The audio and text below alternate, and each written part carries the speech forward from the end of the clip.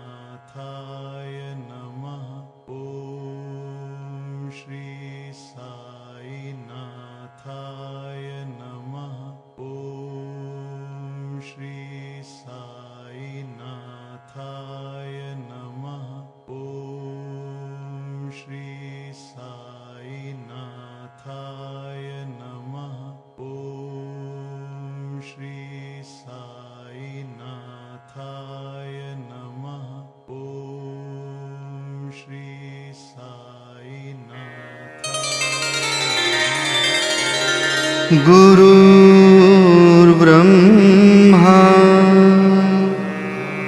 गुरुर्विष्णु गुरुर्देवो महेश्वरः गुरुः साक्षात् परब्रह्म तस्मै श्रीगुरवे नमः। श्रीमत्परब्रह्म गुरुं स्मरामि श्रीमत्परब्रह्म गुरुं नमामि श्रीमत्परब्रह्म गुरुं यजामि श्रीमत्परब्रह्म गुरुं भजामि। ब्रह्मानन्दं परमसुखदं केवलं ज्ञानमूर्तिं द्वन्द्वातीतं गगनसदृशं तत्त्वमस्यादिलक्ष्यम् एकं नित्यं विमलमचलं सर्वधी साक्षिभूतं भावातीतं त्रिगुणरहितं सद्गुरुं तं नमामि।